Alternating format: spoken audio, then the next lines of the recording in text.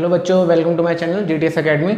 आज हम पढ़ने जा रहे हैं चैप्टर एसी करंट का लेक्चर नंबर 6। ओके, तो आज तक हमने इस चैप्टर में क्या क्या पढ़ लिया।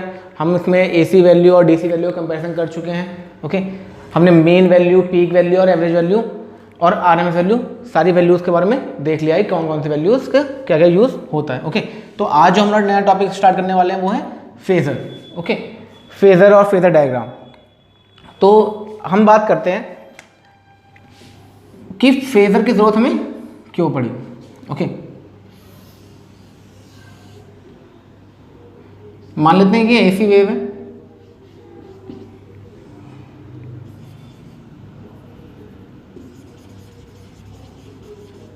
ओके, मान लेते हैं एसी वेव है पॉजिटिव साइकिल और ये नेगेटिव साइकिल, सिंपल। ओके, तो जब हम बात करते हैं एसी करंट की, तो अगर हम करंट की बात कर रहे हैं तो इस तरह का होगा। ओके, अब करंट फ्लो करने का कॉज क्या होता है, अगर मान लेते हैं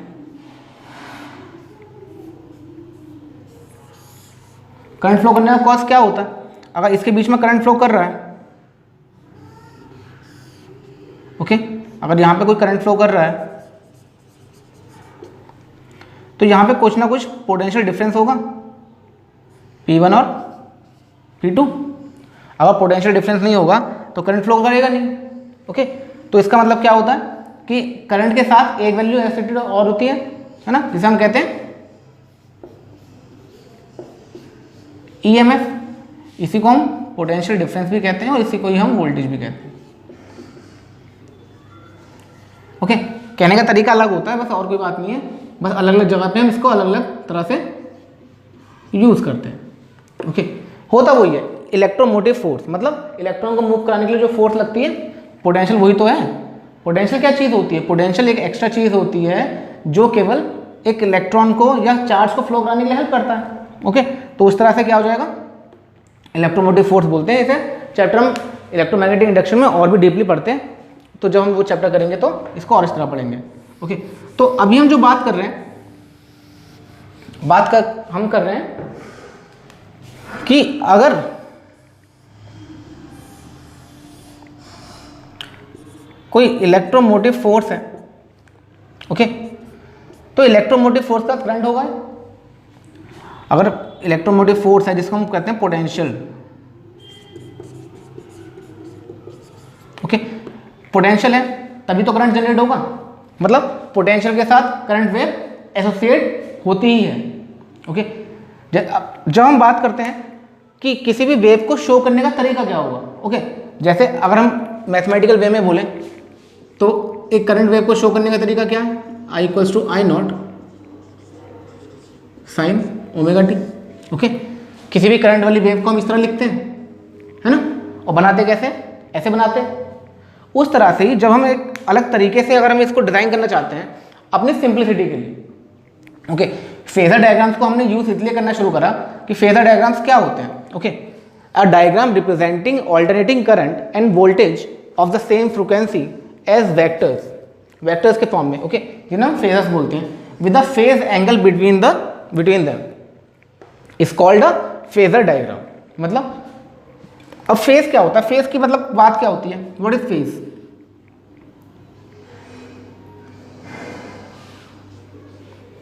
व्हाट इज फेज? फेज की बात क्या होती है? अब जैसे हम कहते हैं कि हमारी लाइफ के अलग अलग फेज होते हैं, अलग अलग फेज क्या होते हैं, मतलब पहले चाइल्ड होते हैं, फिर एडल्ट होता है। ओके, चाइल्ड के बाद एडल्ट, एडल्ट के बाद अगर हम सीधा ओल्ड पे बात करें, ओके, तो ये अलग अलग फेज होते हैं, है ना। तो उसी तरह से जब हम डिस्कस करते हैं कि अब एक फेज ये है, एक फेज ये है, एक फेज ये है, मतलब टाइम की वैल्यू अलग अलग होंगी ना यहाँ पे, है ना, टाइम की वैल्यू अलग अलग होंगी। तो टाइम की वैल्यू जब अलग अलग होती है तो उसको अलग अलग फेज बोलते हैं। अलग अलग फेज मतलब जब that t equals to 1 second और t इक्वल्स टू 2 सेकेंड, ये दो अलग अलग फेज होंगे। ओके, ये दो अलग अलग फेज होंगे। तो अगर हम बात करते हैं फेज की, तो फेजर डायग्राम की डेफिनेशन हमने लिख ली है। अब हम बात करते हैं फेज की।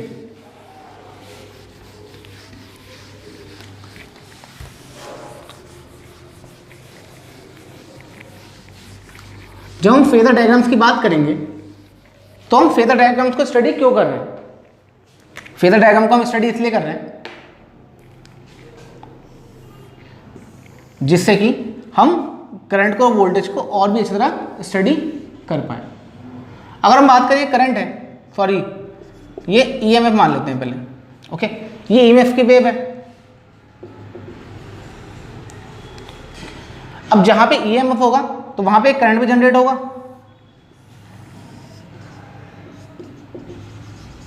जहां ईएमएफ होगा वहां पे करंट भी जनरेट होगा। अब लेकिन करंट तो जनरेट होगा, लेकिन हमें ये नहीं पता कि करंट की वैल्यू जो मैक्सिमम है और जो ईएमएफ की वैल्यू मैक्सिमम है वो क्या सेम टाइम पे होंगी, है ना। मतलब अगर ये भी मान लेते हैं, ये भी एक जगह से दूसरी जगह जा रहा है, ये भी एक जगह से दूसरी जगह जा रहा है ना, लेकिन हमें ये नहीं पता है कि क्या वो सेम समय पे फॉलो कर रहे हैं एक दूसरे को, है ना। कि जब ये वैल्यू मैक्सिमम हो रही है तो ये मैक्सिमम वैल्यू हो रही है, जब ये मिनिमम हो रही है यहाँ पे जीरो हो रही है तो यहीं पे ये भी वैल्यू जीरो हो रही है ना। तो लेकिन हमें वैल्यूज़ के बारे में नहीं पता। हमें ये जरूर पता है कि ये एक जगह दूसरी जगह जा रही है, लेकिन हमें ये नहीं पता कि ये सेम टाइम पे जाएगी या नहीं। ओके, तो इस चीज़ को स्टडी करने के लिए हम क्या बात करते हैं, फेजर की बात करते हैं। ओके, तो अब जैसे कि अगर हम बात करें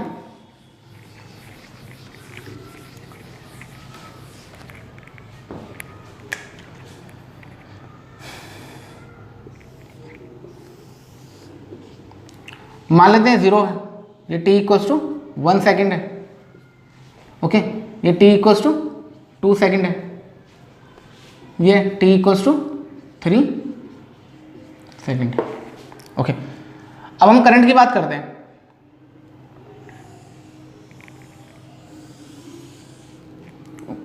ये मान लेते हैं ईएमएफ की बात करते हैं पहले, ओके, क्योंकि ईएमएफ की वजह से तो करंट जनरेट होता है, करंट जनरेट होता है। ओके, अब देखो 1 सेकेंड पे इसकी वैल्यू कितनी है, 1 सेकेंड पे इसकी वैल्यू इतनी है, लेकिन क्या 1 सेकेंड पे जो करंट की वैल्यू होगी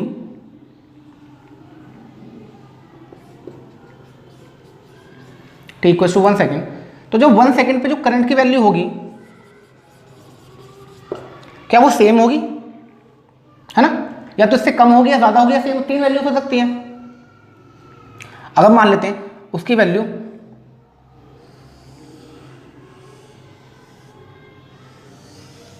इस तरह से, मतलब यहां पे तो ये मैक्सिमम वैल्यू है ना, इसकी मैक्सिमम वैल्यू है, लेकिन इसकी मैक्सिमम वैल्यू तो यहां आ रही है ना, ये वैल्यू मैक्सिमम है, तो इसकी ये वैल्यू कम हुई ना, मतलब करंट की value t equals to 1 second पे वोल्टेज मतलब ईएमएफ से कम है ना। तो जब करंट की वैल्यू कम होती है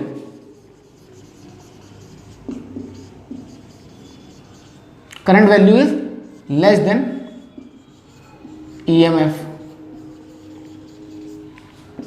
ओके, तो इस सिचुएशन को क्या बोलते हैं, इस सिचुएशन को हम बोलते हैं लैगिंग, क्योंकि करंट लैग कर रहा मतलब पीछे, मतलब जहां पे करंट की वैल्यू को, अब वोल्टेज ईएमएफ की वैल्यू यहां पे मैक्सिमम हो गई है ना, लेकिन करंट की वैल्यू मैक्सिमम होने में अभी टाइम है ना, तो मतलब करंट पीछे चल रहा है ना, इससे करंट थोड़ा पीछे चल रहा है, देख सकते हैं यहाँ पे। तो करंट जब पीछे चलता है तो उसको बोलते हैं लैगिंग, और जब करंट लीड करता है मतलब करंट की value is greater than EMF value, तो उस वाली सिचुएशन को क्या बोलते हैं हम, लीडिंग। ओके, तो दो कंडीशन होती हैं, एक होती है लैगिंग, एक होती है लीडिंग। ओके, मतलब जब भी हम किसी भी सर्किट की बात करते हैं, किसी भी सर्किट की बात करेंगे तो उसमें करंट और ईएमएफ की हम ये चेक करेंगे क्या वो दोनों साथ साथ चल रहे हैं या आगे चल रहा है कोई, या कोई पीछे चल रहा है। ओके, तो इन चीज को जब हम स्टडी करते हैं तो इसके लिए हम किसका यूज करते हैं, फेजर्स का यूज करते हैं। ओके, इतनी बात समझ में आई। तो हमने बात कर ली लैगिंग की और लीडिंग की। अब हम बात करते हैं कि लैगिंग और लीडिंग को देखते कहाँ पे हैं। ओके, तो जब भी हम किसी सर्किट की बात करेंगे ओके, तो सर्किट में अलग अलग चीज़ के लिए अलग अलग ऑब्स्टिकल होता है करंट फ्लो के लिए, समझते हैं इस बात को। मान लेते हैं एक ट्रेन है,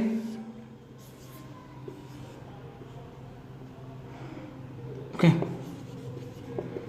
इसके आगे पीछे डिब्बे भी होंगे, इंजन भी होगा, ओके, वो अभी नहीं देखते हैं, अभी समझते हैं केवल। तो इस ट्रेन को यहाँ से लेके पॉइंट ए से पॉइंट बी तक जाना है, ओके।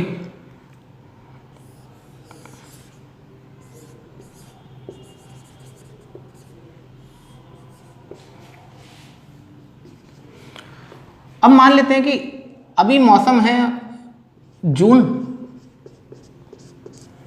ओके, तो इस समय तो कोई भी ज़्यादा तो ऑब्स्टिकल होंगे नहीं, सिंपल सी हवा चलती होगी ज़्यादा।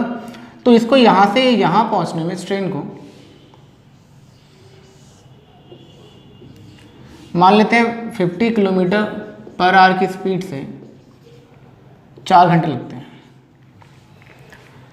ओके, है ना। अब लेकिन अगर हम बात करें दिसंबर या जनवरी की,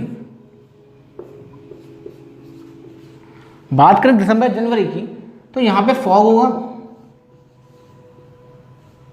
है ना, फॉग होगा। तो फॉग की वजह से क्या होगा, फॉग की वजह से क्या होगा, इसको स्पीड कम करनी पड़ेगी, और स्पीड कम करेगा तो टाइम कितना लगेगा, ज़्यादा हो जाएगा, है ना। यहाँ तक पहुँचने में डिस्टेंस वही है, डिस्टेंस वही है यहाँ से यहाँ पहुँचने के लिए, ओके। तो यहाँ से हम एक चीज़ समझ सकते हैं क्या, कि जब भी कंडीशन बदलेंगी, कंडीशन मतलब ये जून की कंडीशन है और ये दिसंबर या जनवरी की कंडीशन है, तो यहाँ की कंडीशन में क्या थी, ओनली गर्मी थी, लेकिन यहाँ पे फॉग भी है। फॉग की वजह से मतलब क्या होगा, उसको स्पीड कम करनी पड़ेगी और टाइम बढ़ जाएगा अगर सेम जगह पे जाना है तो, ओके। तो इसका मतलब हमने क्या सीखा, यहाँ से सीखा हमने ये कि जब भी कंडीशन चेंज होती है या ऑब्स्टिकल चेंज होते हैं, ऑब्स्टिकल का मतलब रुकावट देने वाली चीज़ें, ओके, तो रुकावट करने वाली चीज़ें अगर कम या ज़्यादा होती हैं तो उसका इफेक्ट पड़ता है करंट फ्लो पे, मतलब चीज़ के जाने पे, ओके। अब इलेक्ट्रिसिटी में जब हम बात करते हैं, एसी करंट की जब हम बात करते हैं,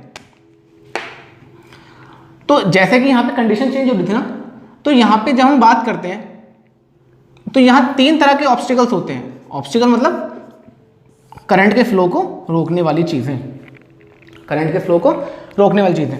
एक चीज़ तो हम पढ़ चुके हैं जिसे कहते हैं रेजिस्टेंस, है ना, ये पढ़ चुके हैं इलेक्ट्रिसिटी वाले चैप्टर में, क्लास 10 में पढ़ चुके हैं, ओके। और those who are not familiar with this term can go to my class 10 lecture, okay. Class 10 में हमने रेजिस्टेंस का पढ़ा है, इलेक्ट्रिसिटी वाले चैप्टर में जो वीडियोस पढ़ी हैं उसमें हम देख सकते हैं इसको। एक होता है कैपेसिटर और एक होता है इंडक्टर, ओके। तो 3 तरह के चीजें होते हैं जो कि करंट के फ्लो को रोकते हैं, जिसे कहते हैं ऑब्स्टिकल्स कहते हैं, मतलब एक तरह से रुकावट पैदा करने वाले करंट के फ्लो में, ओके। तो ये 3 तरह की चीजें होती हैं, ओके। तो मतलब अब जब ये अलग अलग चीजें आती हैं, इसको शो करते हैं R से, इसको करते हैं C से और इसको शो करते हैं L से। तो ये R, C और L की जब भी हम कंडीशन की बात करेंगे सर्किट्स में, तो हम बात करेंगे कि करंट लीड कर रहा है या लैग कर रहा है, ओके। मतलब इन तीनों के इंट्रोड्यूस होने से करंट सर्किट में करंट की वैल्यू में फर्क पड़ता है, ओके। तो हम ये चेक करेंगे कि जब हम इन तीनों को इंट्रोड्यूस कर रहे हैं सर्किट में, तो करंट के फ्लो पे क्या चेंज पड़ रहा है, क्या वो ईएमएफ के साथ साथ जा रहा है या उससे कम है या उससे ज्यादा है, ओके। तो इस चीज को जब हम स्टडी करते हैं तो फेजर के थ्रू स्टडी करते हैं इसको, ओके। और ये फेजर हमें क्या बताते हैं कि करंट लीड कर रहा है, लैग कर रहा है। लीड और लैग का मतलब क्या होता है कि करंट ईएमएफ से आगे चल रहा है या पीछे चल रहा है, ओके। तो हम बात करते हैं, पहले हम बात करते हैं रेजिस्टेंस, ओके। सो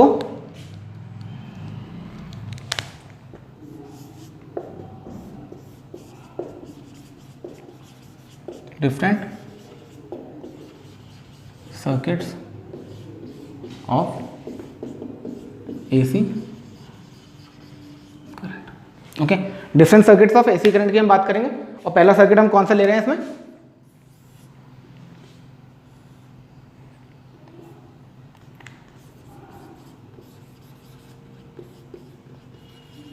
resistive circuit. Okay, resistive circuit की बात करते हैं। रेजिस्टिव सर्किट का मतलब क्या होगा कि हमारे सर्किट में केवल कौन है, एक रेजिस्टेंस है। ओके, हमारे सर्किट में केवल क्या है,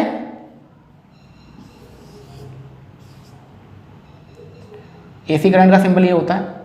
ओके, और हमारे सर्किट में केवल क्या है, एक रेजिस्टेंस है आर। ओके, तो यहां से कुछ ना कुछ, यहां कुछ ना कुछ वोल्टेज होगा जिसको हम कहेंगे V, और इसको हम बोल सकते हैं E से डिनोट करते हैं। तो किस तरह से भी आप डिनोट कर सकते हैं। ओके, यहाँ पे जो करंट फ्लो करेगा that will be I। Okay, वो रेजिस्टेंस क्या है, R। हम बात करते हैं कि इस सर्किट में कैसे कैसे हम फेजर्स का यूज़ करके कैसे बता सकते हैं कि करंट का और EMF का या वोल्टेज का क्या रिलेशन है आपस में। ओके, अब किसी भी EMF को, पहले तो हमने ये लगाया ना, पहले तो हमने एक सोर्स लगाया। ओके, तो पहले हम सोर्स को स्टडी करेंगे। So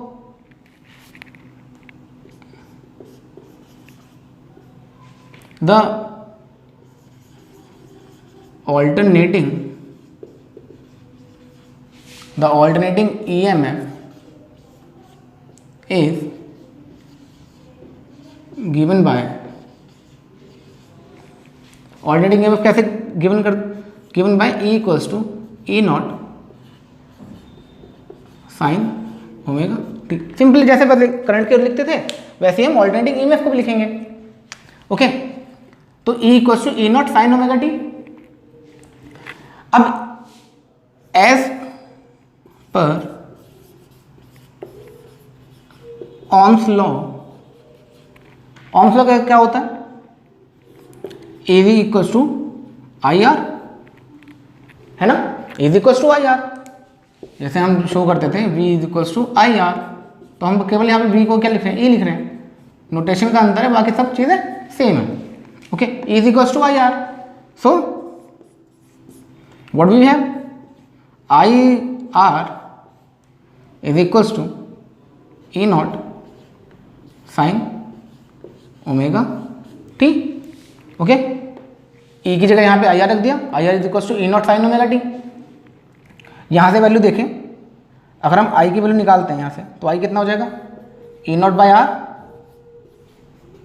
sine omega t. समझ में आ रहा है इतना? ओके,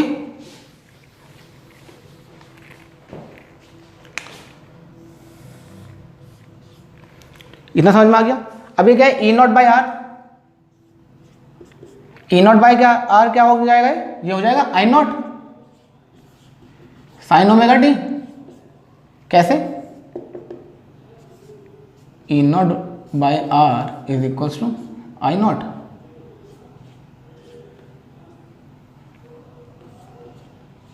कहाँ से आए वो, जैसे E is equals to I R, तो E by R is equals to I। Okay, तो ये वाली चीज़ आ गई, है ना। तो हमारे पास क्या आ गया, I is equals to I naught sign omega t. This is the value of current and this is the value of EMF। Okay, जब हमने केवल रेजिस्टिव सर्किट की बात करी तो हमारे पास क्या आया, हमने E equals to E not sign omega t supply किया और हमें मिला क्या, I is equals to I naught sign omega t. इसका मतलब क्या हुआ, ये same I naught E naught omega omega t t. इसका मतलब क्या हुआ, इसका मतलब ये है कि जब भी हम बात करेंगे एक प्योर रेजिस्टिव सर्किट की जिसमें केवल रेजिस्टेंस होगा, जिस सर्किट में केवल रेजिस्टेंस होगा, तो उसमें अगर करंट EMF की वैल्यू अगर ऐसे होगी, ओके, अगर EMF ऐसे होगा तो करंट भी इसको फॉलो ही करेगा।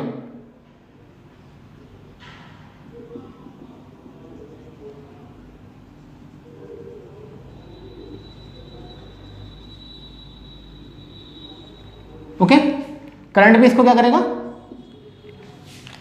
फॉलो करेगा, है ना। और करंट की वैल्यू देखो कम है यहाँ पे। करंट की वैल्यू क्यों कम है? करंट की वैल्यू इसलिए कम है क्योंकि ई से डिवाइड किया ना आर को, मतलब वोल्टेज के बराबर करंट नहीं होगा कभी, हमेशा उससे कम ही रहेगा, है ना, है ना, कम ही रहेगा। बस हम यहाँ पे स्टडी क्या कर रहे हैं, क्या क्या वो साथ साथ चलेगा, ये थोड़ा आगे चलेगा, थोड़ा पीछे चलेगा। जब आगे चलता है, अहेड होता है जब, तो हम क्या बोलते हैं, लीडिंग बोलते हैं in terms of AC current, मतलब इस टर्मोलॉजी में कहेंगे तो लीडिंग बोलेंगे। और जब वो पीछे होगा, बिहाइंड, तो तब क्या बोलेंगे उसको, लैगिंग बोलेंगे। ओके, तो लीडिंग और लैगिंग ऐसे डिसाइड करते हैं सिंपल एसी सर्किट में। ओके, तो अगर सिंपल एसी सर्किट की बात करेंगे हम, तो उसमें अगर केवल रेजिस्टेंस होगा तो क्या होगा, इसका मतलब हमने क्या स्टडी किया कि ईएमएफ और करंट दोनों साथ साथ चलते हैं, they will be no lag और लीड, ना ही अहेड है ना ही बिहाइंड है, दोनों साथ साथ जा रहे हैं। जहाँ पे वैल्यू मैक्सिमम हो रही है वहाँ पे इसकी वैल्यू मैक्सिमम है, जहाँ मिनिमम हो रही है उसकी वैल्यू मिनिमम है, जहाँ ये नेगेटिव हो रहा है तो वो भी नेगेटिव है, और जहाँ ये मिनिमम हो रहा है तो फिर भी ये भी मिनिमम है। ओके, तो इसी चीज़ को स्टडी करते हैं फेजर के थ्रू। ओके, तो अभी तक हमने वेव डायग्राम देखा है इसका।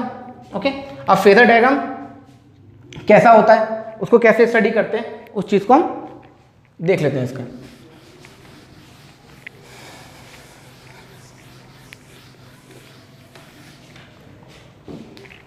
अब फेजर डायग्राम शो करने का तरीका क्या होता है,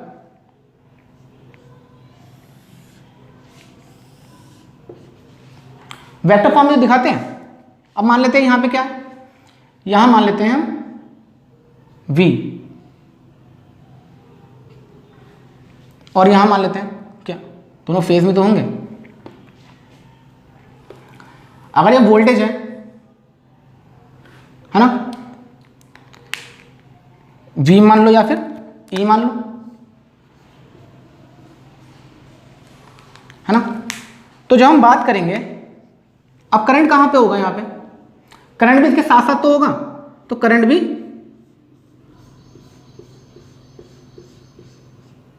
इसके साथ ही होगा, सेम फेज में होंगे।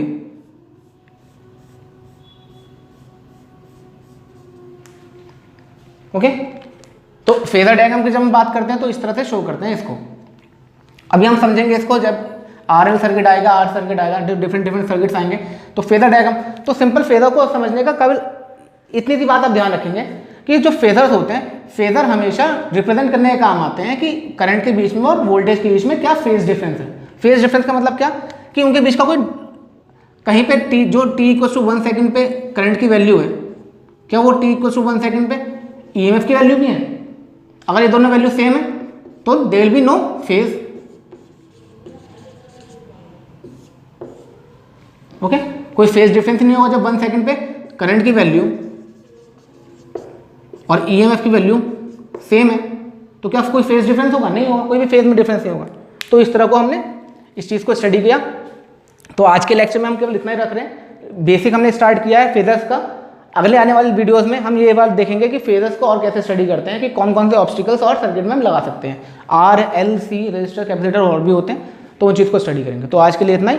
कोई भी डाउट अगर आपको आता है तो मुझसे आप पूछ सकते हैं, चैनल पे ही पूछ सकते हैं और मुझे कमेंट सेक्शन में भी आगे बता सकते हैं। ओके, तो आज के लिए इतना ही। Thank you.